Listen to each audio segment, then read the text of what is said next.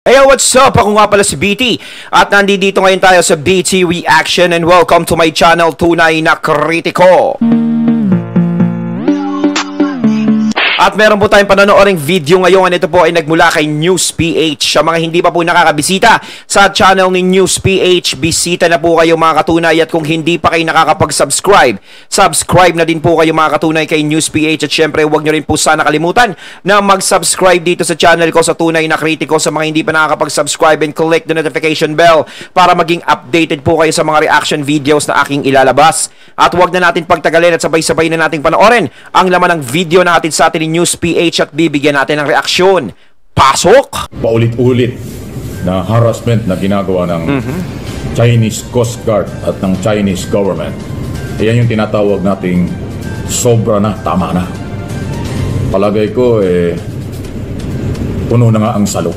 Alam niyo kung bakit? Dapat ang kalusin. Kahapon po yung resupply ng ating mga barko at ng Coast Guard para dun po sa BRP Sierra Madre ay hinaras na naman ng Chinese Coast Guard.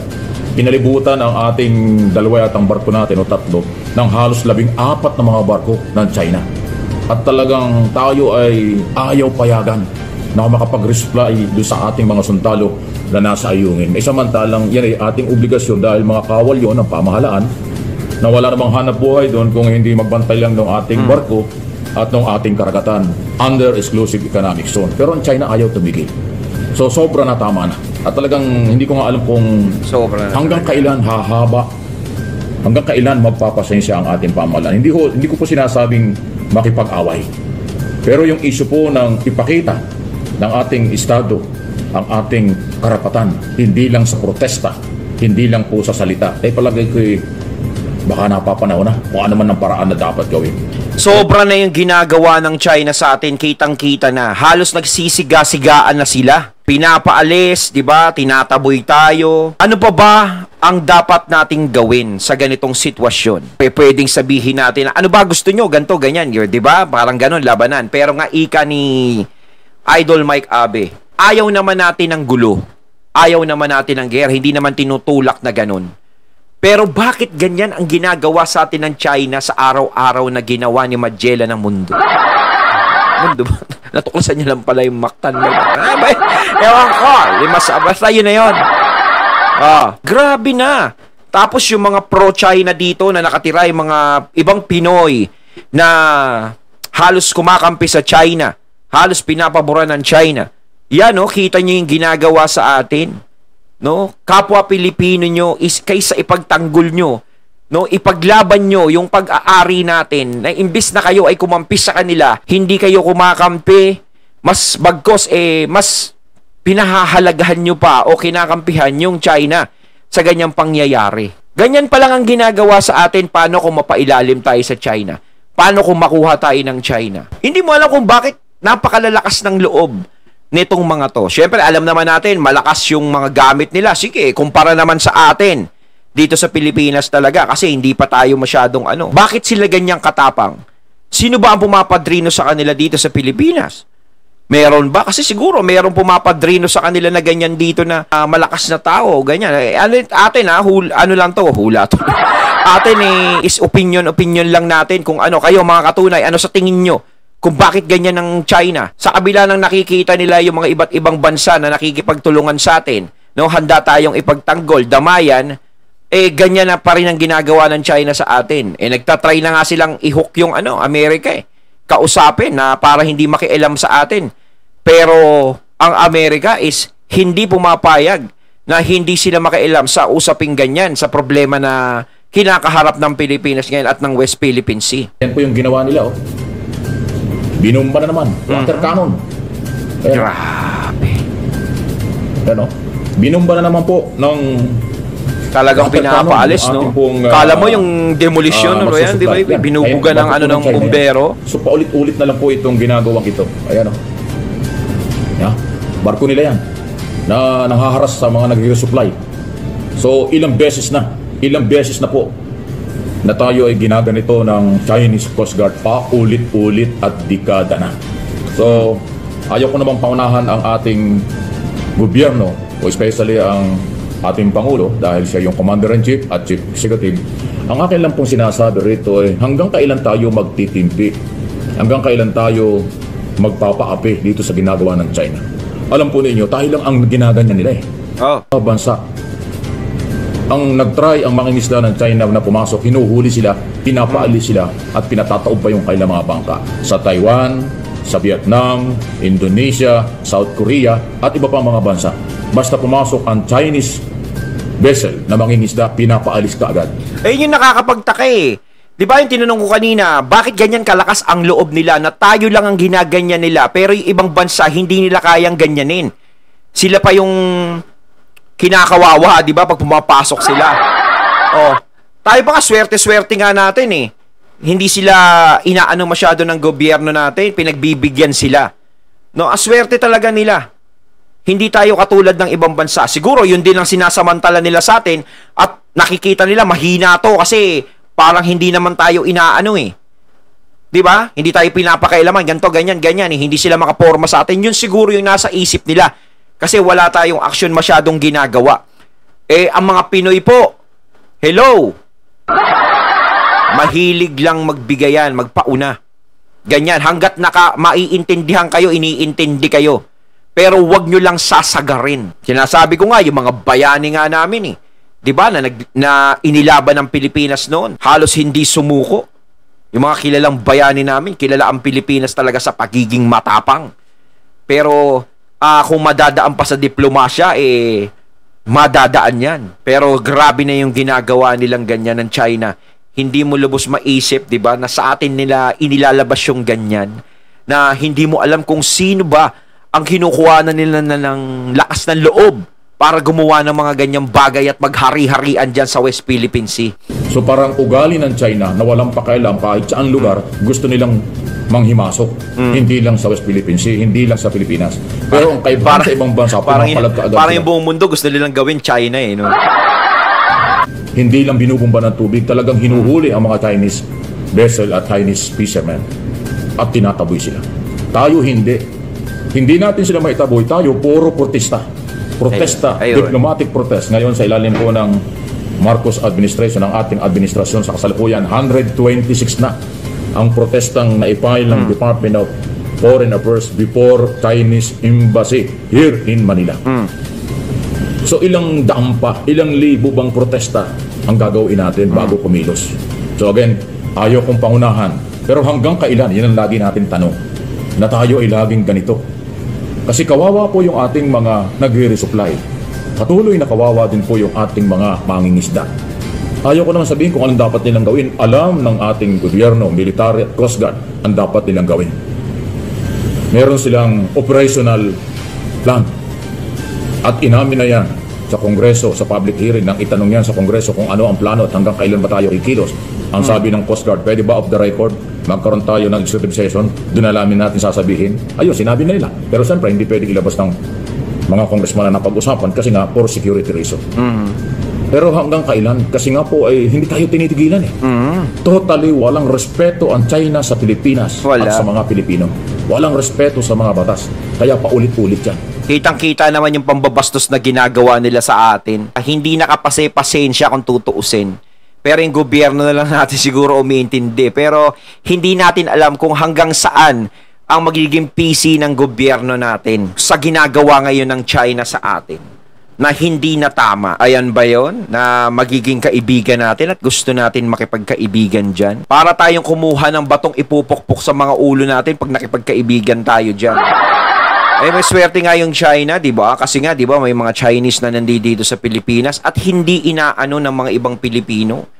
Kasi ang mga Pilipino is rumirespeto. Alam naman ng mga Pilipino na hindi naman kasali sa gulo yung ibang mga Chinese na nagnenegosyo at nagtatrabaho dito. Walang natin kung may mga ibang Chinese nga, yung mga spy nga na tumitingin-tingin lang dito, 'di ba? Kaya nga yung dapat maging confidential na kung ano man ang pag-uusapan tungkol sa West Philippine Sea dyan sa gobyerno. Kasi hindi nila alam kung sino yung mga pro dyan. Siguro may mga natutunugan na silang pro pero may mga nakatago pa dyan. May mga nagsasabi nga na bakit hindi na lang iban dito yung mga Chinese ganito, wag nang bigyan dito, wag nang papasukin. Siguro hindi naman ibibigay pa yan basta-basta Kasi ulitin ko, wala namang kinalaman yung ibang mga Chinese, lalo na yung mga taga dito sa atin dyan sa nangyayari. Yung gobyerno lang talaga nila, yung may sayad dyan eh. Hindi mo alam kung ano ba tinitira, kung katol ba o ano eh, no?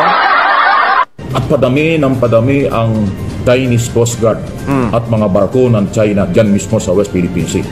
Ang nakakalungkot pa, pagkatapos nilang muling i-water cannon tayo, nagpalabas pa ng statement ang China na tayo daw ay nag-trespassing.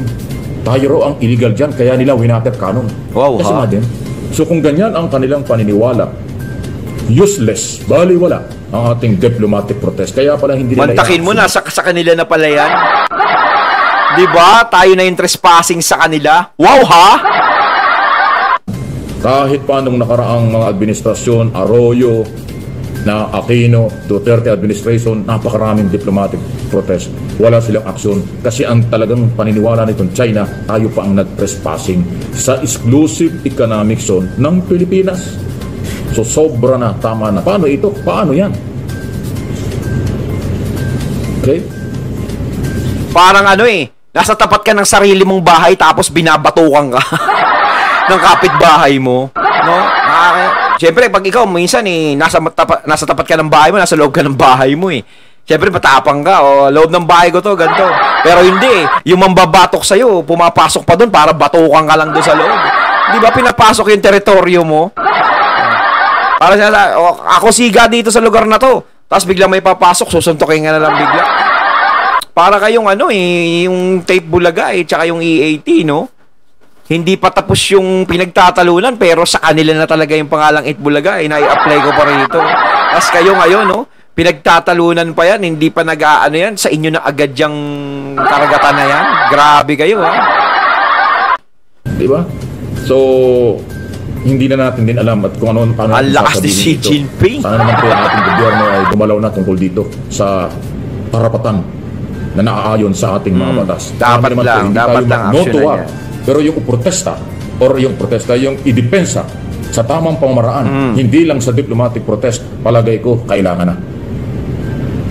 Kung nagagawa ng ibang bansa na kanilang hulihin ang mga Chinese na pumapasok sa kanila, kung kaya nagagawa natin nilang palayasin ang mga barko ng China sa kanilang mga bansang nabanggit ko, hindi ba kaya ng Pilipinas? Ayaw ba itong gawin ng Pilipinas? Ano ang dahilan? Kasi hindi na tayo nagkulang. Ipinaratingan natin sa buong mundo na tayo inaagawan ng China. Marami ng diplomatic protest. Wala pong ginawa ang China. So, siguro, medyo itaas na ang level ng pagdidepensa ng ating pamahalaan. At kung ano ang dapat gawin. Military. Wala naman tayong dapat ikatakot kasi nandiyan yung mga bansang gustong tumulong sa atin. Nasa likuran natin eh. Di ba? Kung sakasakaling kung ano man ang mangyayari. Pero ayaw din naman nating mangyari yon. No? Pero nagagawa nga ng ibang bansa na sipa-sipain yung China paalis sa lugar nila pag pumapasok yung China eh. No? Siguro, kaya din naman siguro natin. Talagang hindi mo lang malaman kung sino yung pumapadrino dito. Hindi malakas ang loob niya mga yan kung walang padrino dito yan eh. Gobyerno na ang nakakaalam yan. Kayo ba sang-ayon dito sa ating topic na ito? Panahon nang ipakita ng ating gobyerno itaas ang level ng pagdidepensa. Dahil baliwala ang mga depensang ginawa sa mamagitan ng diplomatic protest at paghahayag sa media sa buong mundo na tayo ay inaargabyado. So inuulit ko, puno na ang salo. Kawawa na ang Pilipino. Walang karespeto ang China. Kailangang ipakita na kung anong paraan ipaubaya natin sa mga otoridad. No to war, pero itaas ang level, inuulit ko, tama si Sir Mike. Hindi masama. Sa halip, tingin ko, personal observation ko, opinion, kailangan na. Na yung disinformation campaign daw po ng China na ginawa tungkol sa West Philippine Sea, tinuturo nilang walang masyadong epekto or walang epekto sa taong bayan kasi nagising na ang taong bayan at late na ang disinformation campaign para linlangin ng Pilipino na tama kailang ginagawa sa pagkuha sa West Philippine Sea. Ito'y kasunod nga ng sunod-sunod na nangyari na nakita ng taong bayan tulad nga po ng laser na ginawa ng Chinese Coast Guard sa ating Coast Guard, water cannon, yung mga magre-resupply ng pagkain sa ating military, at yung pangaharas sa mga mangingisda, at yung madalas na pangaharas sa ating mga barko ng Coast Guard na nandyan po sa West Philippine Sea. Kailangan naman talaga nating patunayan sa kanila na taatin yan eh. No, dapat talaga tayong ipaglaban natin ang karapatan natin. No, nasa Pilipinas yan eh. Oh, halos sila ang dayuhan diyan, sila ang pumapasok diyan. No, dapat ipaglaban natin yung karapatan natin. Oh, pero nga no to war. Pero kailangan natin ipaglaban ang karapatan. Atin kasi yan. Dahil kapag sinimula ng China na ganyan, ang kining yan, wala na. Arawin na tayo. Halos lahat kakamkamin na nila dito. Ganyan yan eh. Kung hindi natin ipapakita na tayo matibay, na hindi tayo natatakot sa kanila, kakayan-kayanin na lang tayo. Baka isang araw itong Pilipinas wala na sa atin. No, iba na tayo. Yung pa ba ang hinihintay natin? Once na magtagumpay sila dyan, wala na. Finish na. Susunod-sunod na nila yan. Kakayang-kayanin na nila tayo. Kasi itong Pilipinas, naku, kayang-kaya kung ano yun yan. Naku, kayang-kaya natin ano yun yan. Yung West Philippines nga, nakakuha ng China. O, ito pa, kunin din natin to, ganito. Kunin din natin yung mga ganyan lugar na yan, kaya atin din yan. Wala na tayo. Ihintayin ba natin ganun ang mangyari? Yung daw mga galaw ng China ngayon, yun ang nakasira din sa kanila. Kaya yung kanilang galaw na disinformation campaign para linlangin ang mga Pilipino na ginagamit pa iba rin mga Pilipino ay wala daw masyadong epekto na yon. Kasi nga, alam ng mga Pilipino ngayon na mali ang China. Yeah. At tama lang ang ginagawa ng ating military at Coast Guard na panindigan ang territory. Property na sa exclusive economic zone ng ating bansa. May katwiran, palagay ko nga. At talaga naman ang laging magtatagumpay at mangingibabaw sa kahit na anong mga labanan sa paghahayag ng mga katotohanan ay ang katotohanan ang mangingibabaw na sa Pilipinas ang West Philippine Sea. Ayun, at ating natunghayan ang video na nagmula kay News PH at syempre natunghayan din natin ang boses na yun na binigyan natin ng reaksyon, walang iba kundi kay Idol Mike Abe. Ayan, kayo mga katunay, ano masasabi nyo tungkol dito? Comment lang po kayo. Hay nako, nakakainit na ng dugo yan, no? So once again, I'm BT and I'm out. Peace.